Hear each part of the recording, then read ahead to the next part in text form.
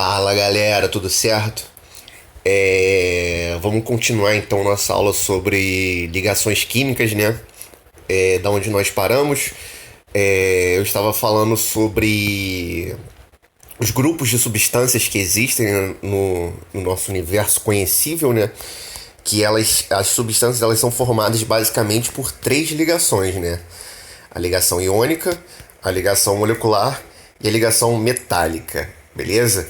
Existem esses três tipos de ligações. Os átomos, então, vão se ligar por uma dessas três ligações. Dentro de uma substância, pode haver sim mais de um tipo de ligação. Por exemplo, deixa eu ver aqui um exemplo. Um exemplo bem comum. O sonrisal. O sonrisal, ele é feito por hidróxido de magnésio. Dentro do hidróxido de magnésio, eu tenho o magnésio junto com o OH, né, que é a hidroxila. O magnésio ligado à hidroxila é uma ligação iônica. Mas a hidroxila, que é o oxigênio ligado ao hidrogênio, é uma ligação molecular. Então, dentro de uma própria substância, nós vemos aí um exemplo de duas ligações, beleza? Agora eu não vou lembrar de cabeça de metal, mas eu lembrando eu falo. Então, né, tipos de ligações químicas. A ligação iônica, ou a característica da ligação iônica é transferência de elétrons, beleza? Então, toda ligação iônica vai ter transferência de elétrons, ou seja, perda e ganho simultâneo, beleza? Então, numa ligação iônica já sugere, né, formação de íons, e íons formam quando o átomo ganha elétron, virando um ânion, ou o átomo perde elétron, virando cátion, beleza? Então, o que acontece? Quando um átomo ele perde elétron, ele vira um ânion, simultaneamente outro vai ganhar esse elétron e vai virar um cátion, beleza? Acho que me embolei na hora de falar. Enquanto um elemento perde elétron, ele vira um cátion. E, simultaneamente, um outro elemento vai ganhar esse elétron, se transformando em ânion. Então, vejam, se eu tenho um cátion com carga positiva e um ânion com carga negativa, a gente tem sempre que lembrar que positivo atrai negativo. Então, a ligação iônica é isso. A ligação iônica é quando um cátion positivo atrai, né, um ânion negativo, né, e vice-versa, porque o ânion também vai atrair o cátion. E os átomos, eles se juntam, eles se ligam. Então, isso é ligação iônica, beleza? Então, a característica da ligação iônica é essa, é a transferência de elétrons. Um perde elétron, se transformando em cátion, e o outro ganha esse elétron, se transformando em ânion, beleza? Ela sempre vai ocorrer entre metais com o hidrogênio, o semimetal ou a metal. Então, na ligação iônica, você vai ter sempre um dos elementos sendo metal, sempre vai ser um metal, e o outro elemento pode ser um desses três aqui, beleza? Pode ser tanto hidrogênio, pode ser um semimetal ou pode ser um ametal, beleza? Mas sempre você vai ter um metal lá como um dos átomos, beleza? Constituinte da substância. A ligação covalente. A ligação covalente é aquela ligação em que você não tem a formação de cátions e ânions, beleza? Você tem o compartilhamento de pares de elétrons. Então é como se fosse um aperto de mão. Na iônica, não. Na iônica, o átomo arranca a mão do outro, beleza? Fazendo uma analogia que a mão seja o elétron, beleza? Então, na ligação iônica não tem aperto de mão. Um átomo arranca a mão do outro. Na ligação covalente, não. Na ligação covalente, você tem o quê? Você tem como se fosse um aperto de mão. Os elementos, cada um do elemento, cada um do átomo, compartilha um ou mais elétrons com o outro, beleza? Por exemplo, Se o flúor, perdão, o flúor, ele vai compartilhar um elétron com outro flúor, beleza? Se for no caso do oxigênio, que são 2 elétrons, cada oxigênio vai compartilhar 2 elétrons. Então sempre vai ser um número duplo entre os átomos, beleza? E ele sempre vai ocorrer entre ametal com hidrogênio, semimetal e ametal, e o hidrogênio com o próprio hidrogênio, ou um semimetal ou um ametal, beleza? Então sempre você vai ter de um lado um desses dois um elemento do grupo do ametal ou hidrogênio, e do outro lado você vai ter o hidrogênio ou um elemento desses dois grupos aqui, beleza? E você tem, por fim, a ligação metálica, beleza? A ligação metálica, a característica da ligação metálica é que cátions de elementos metálicos envoltos em uma nuvem eletrônica. O que acontece? Na ligação metálica, essa de qualquer metal que vocês vejam em alumínio, cobre, ouro, prata, qualquer metal na panela de ferro, na panela de alumínio, enfim, qualquer substância metálica que vocês vejam, a ligação que ocorre entre os metais é o seguinte: todos os metais ali, eles na verdade, eles são cátions. Eles são cátions, beleza? Só que, por que tá todo mundo ligado? Já que é todo mundo cátion, por que tá todo mundo ligado? Pelo seguinte: cada átomozinho de metal, ele compartilha um elétron pro grupo. Então, o que acontece? Como você tem ali zilhões e zilhões de átomos, e cada um tá dando um elétron, os elétrons, eles estão o quê? Eles estão totalmente deslocalizados. Então você vai ter os cátions, que são os metais, beleza? E você vai ter na superfície um monte de elétron, beleza? Você vai ter ali um monte de elétron. É o que as pessoas chamam de mar de elétrons, beleza?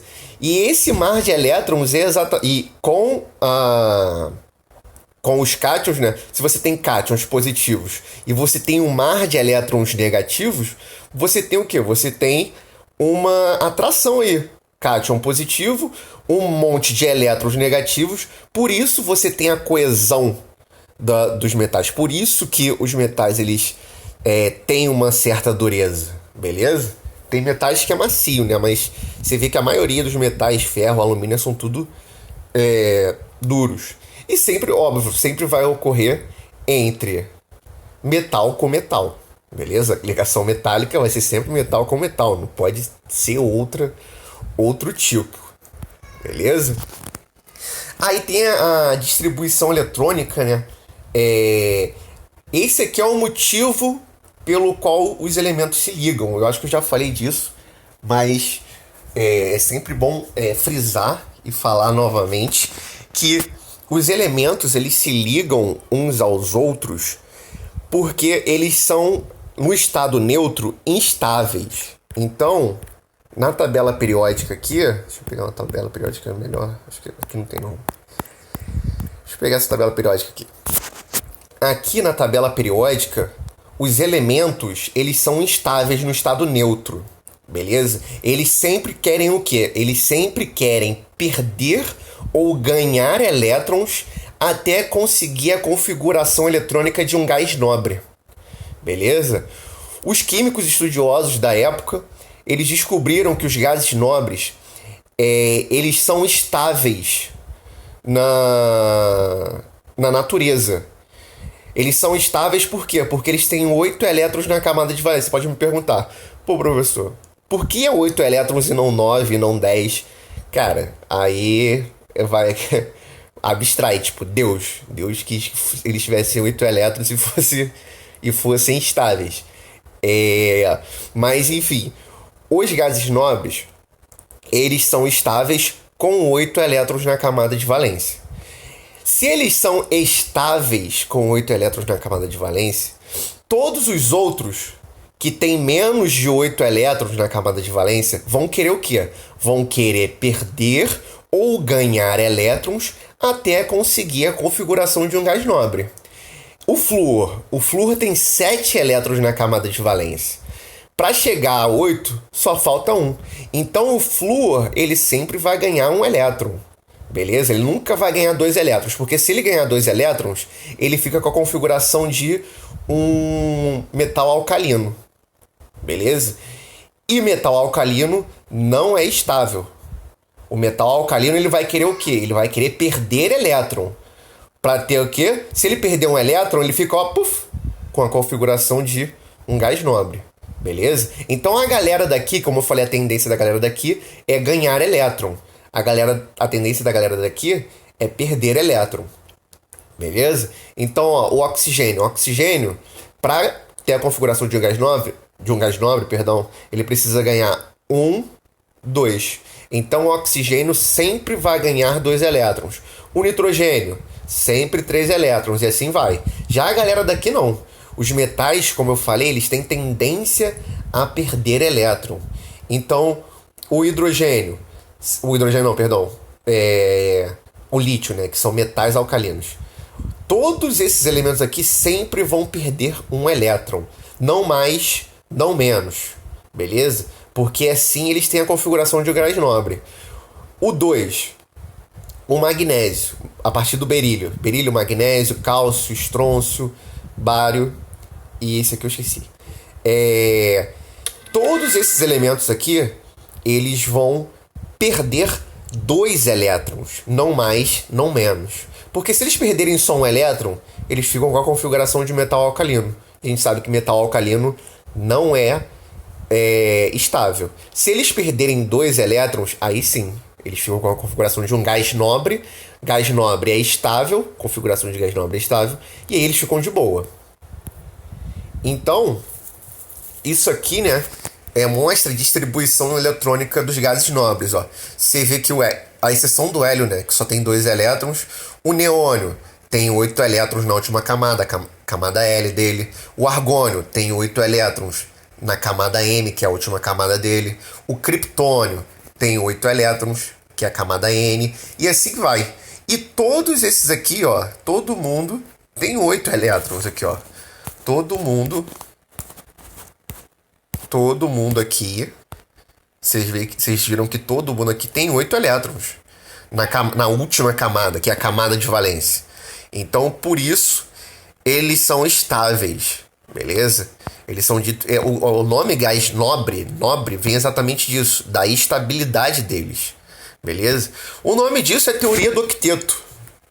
A teoria do octeto diz que um elemento, ele adquire estabilidade quando ele adquire 8 elétrons em sua camada de valência, beleza? Então aqui, né, tem o átomo do sódio, né, ó, eu ficaria mais nobre sem este meu elétron no terceiro nível. Se você quiser, eu lhe dou este meu elétron. Aí o cloro, né, oba, obrigado. Estava mesmo precisando de mais um elétron para adquirir estabilidade. Então, ó, vocês veem aqui que o sódio. Eita, botou aqui, saiu. O sódio, ele tá aqui, então ele precisa perder um elétron para ficar igual a um gás nobre. E o cloro, ele tá aqui, então ele precisa ganhar um elétron para ficar igual a um gás nobre. Então, olha, se o sódio precisa perder um e o cloro precisa ganhar um, pronto.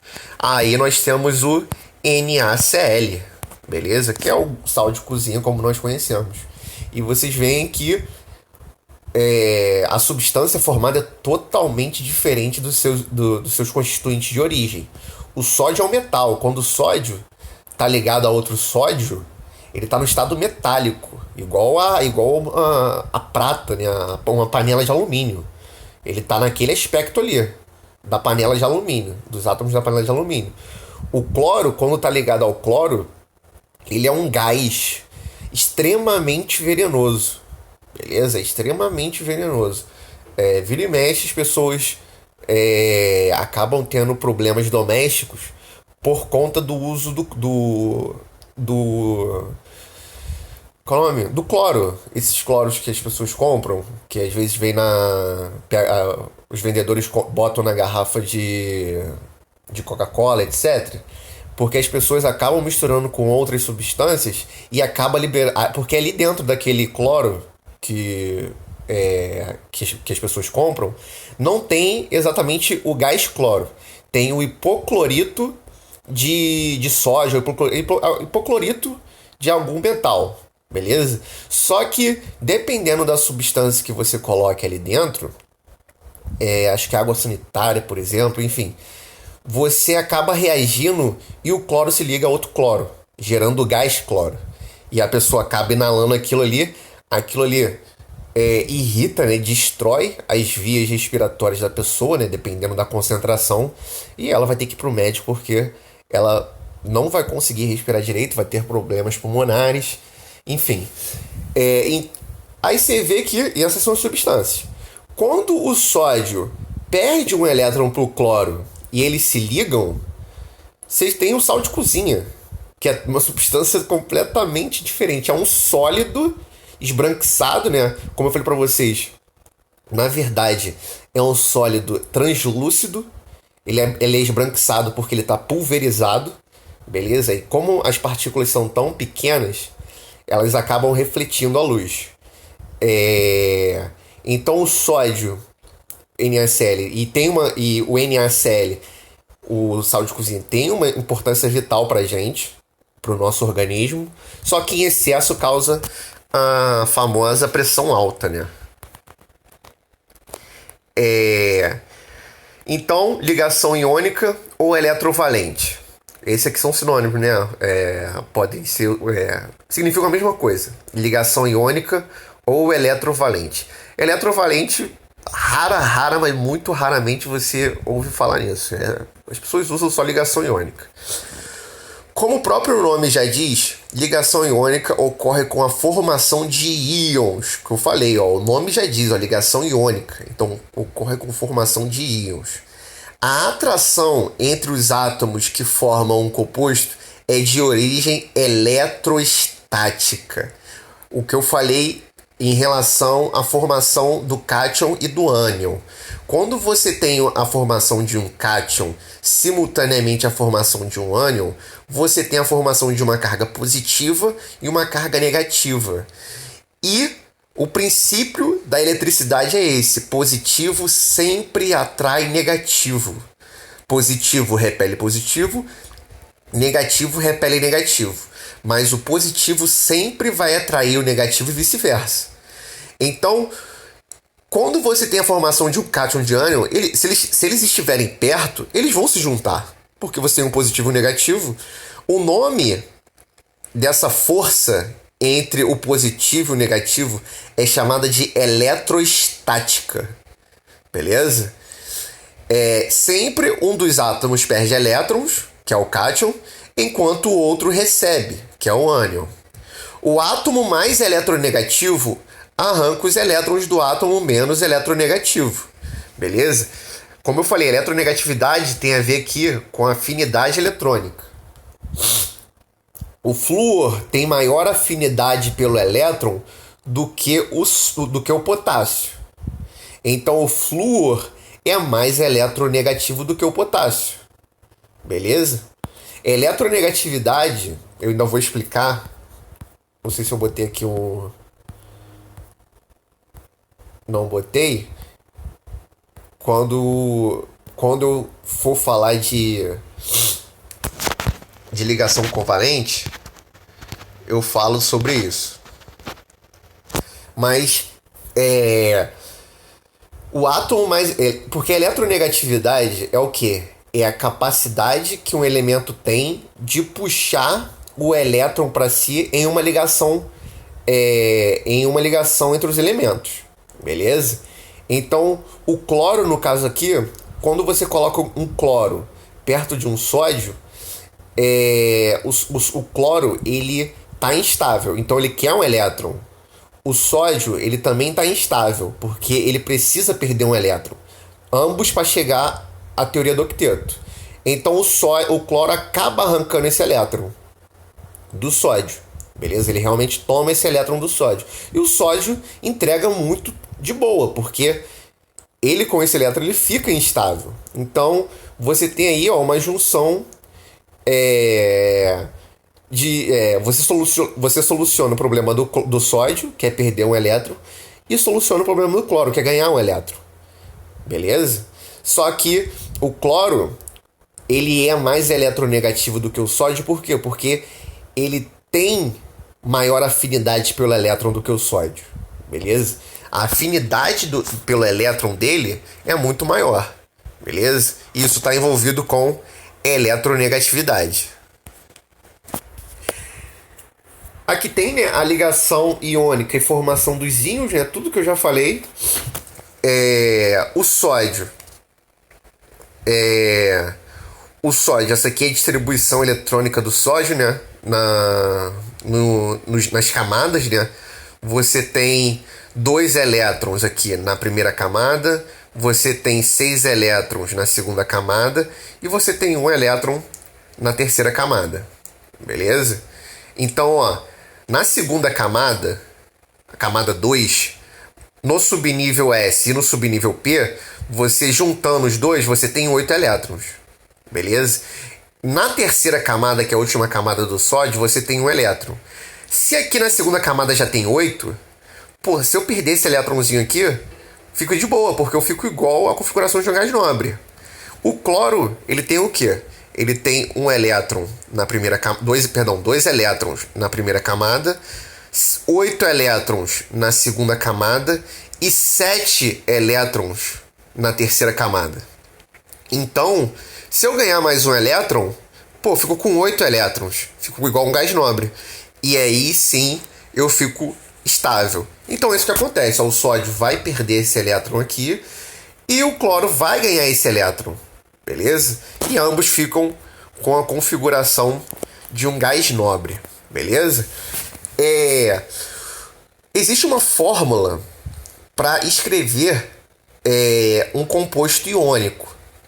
Então, para escrever a fórmula de um composto iônico, é preciso descobrir a carga do íon formada pelos elementos presentes e levar em conta que a carga total do composto é nula. Isso é importante, galera. Quando se forma o sal de cozinha, o sódio perde o elétron pro cloro, a carga total, a soma da carga total é 0 ali. Você não toma choque quando você bota a mão no sal de cozinha. Por quê? Porque por mais que você tenha carga positiva e negativa, elas se anulam. Então a carga total é igual a 0. Você vai ter uma carga positiva do sódio e uma carga negativa do cloro. Uma carga positiva vai anular uma carga negativa do cloro. Beleza? Então a soma da carga total ela é sempre igual a 0. Então, para formular um composto, basicamente você vai ter o cátion com a carga aqui que ele vai perder de elétrons. E você vai ter o ânion com a carga aqui que ele vai ganhar de elétrons. Beleza? Esse número de carga vai ser a quantidade... Esse número de carga de elétrons que o metal vai perder vai ser exatamente a quantidade de átomos do ânion. E vice-versa em relação ao ânion e ao cátion. Um exemplo, porque esse aqui fica um pouquinho complicado de explicar aqui pelo vídeo aula, mas aqui vai ter um exemplo que vocês vão entender. O cátion é importante quando você fala de um composto iônico. O cátion ele é escrito sempre à esquerda e o ânion sempre à direita. O cálcio é da família 2A, então ele sempre vai perder 2 elétrons. O flúor é da família 7A, ele está a um passo dos gases nobres, então ele sempre vai ganhar 1 elétron. Beleza? Olha só, se o cálcio ele sempre perde 2 elétrons e o flúor sempre ganha 1 elétron, quando um cálcio perder 2 elétrons, O flúor sozinho não vai conseguir ganhar esses 2 elétrons. Ele só vai ganhar um elétron. Então eu vou precisar de quê? De outro flúor para ganhar o outro elétron que o cálcio perdeu. Então, a carga do cálcio 2 vai para cá, ó. Vai para cá para baixo. Isso significa o quê? Esse 2 aqui embaixo significa que eu preciso de 2 átomos de flúor para ganhar os 2 elétrons que um cálcio perdeu. Beleza? E essa carga 1 aqui do flúor vai para cá para baixo. Significando que para cada 2 flúor eu preciso de 1 cálcio. Então a fórmula, que é nada mais é do que isso aqui que eu estava explicando, a fórmula do composto vai ser CaF2. Significa que 1 cálcio está ligado a 2 flúors. Não sei qual é o plural de flúor. Flúors. Nunca soube, né? Beleza? Então é bem simples. Ó. O flúor, como cada flúor só pode ganhar no máximo 1 elétron e o cálcio perde 2 elétrons, não mais, não menos, um flúor vai ganhar 1 elétron. Tá sobrando 1 elétron do cálcio ainda. Vou precisar de outro flúor para pegar esse outro elétron. Beleza? Então a fórmula é essa aqui, ó. CaF2. Significa que para cada cálcio tem 2 flúor ligados. Beleza? Aqui tem a estrutura do composto iônico, né? Esse aqui é o arranjo do composto iônico. Você tem aqui as bolinhas. Ó, esse arranjo de íons formando figuras geométricas definidas são chamadas de rede cristalinas ou retículo cristalinos. Beleza? Então, os compostos iônicos, você tem sempre a formação de uma rede cristalina ou retículo cristalino. Isso aqui não é muito importante para vocês. Isso aqui é mais importante no ensino superior e tal. Mas, enfim, sempre que você for falar de um composto iônico, eles sempre vão formar essa estrutura aqui, que é chamada de rede cristalina ou retículo cristalino. A figura mostra a rede cristalina do cloreto de sódio. No caso, os átomozinhos roxos representam o sódio e os átomozinhos verdes representam o cloro. O que acontece? Como eu falei, o cloro é negativo e o sódio é positivo. Então, o cloro ele sempre vai estar rodeado de átomos de sódio e o sódio sempre vai estar rodeado de átomos de cloro. Beleza? E você pode falar, pô, professor, na foto aí eu tô vendo que o cloro também tá do lado do cloro. E negativo repele negativo. Então por que um não repele o outro e se desfaz? É porque, na verdade, tridimensionalmente, nós vemos que o cloro ele tá mais perto, tá mais próximo dos átomos de sódio do que do átomo de cloro. Então a força de atração do cloro para os átomos de sódio é mais forte que a força de repulsão do átomo de cloro para o átomo de cloro. Beleza? Aqui nós conseguimos ver bem isso com o sódio. Ó. O roxo, você vê que tem uma distânciazinha boa entre cada roxo. Beleza? Então a força de repulsão entre a carga positiva com a carga positiva é fraca. Já o cloro, vocês veem que está um pouquinho mais perto, mas mesmo assim, o sódio, esses 4 sódios estão muito mais perto do que os átomos de cloro entre si. Então, por isso que a rede se mantém. Beleza?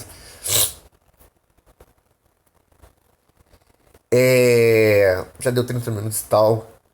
Vai ficar uma aula muito longa. Na próxima aula, nós vamos falar sobre ligações covalentes, beleza? Então a gente finaliza aqui as ligações iônicas, beleza? Qualquer dúvida, qualquer conceito que você não saber, pode me chamar, beleza? E é isso aí, galera. Eu vou ficando por aqui. Até a próxima aula, beleza? Tchau, tchau.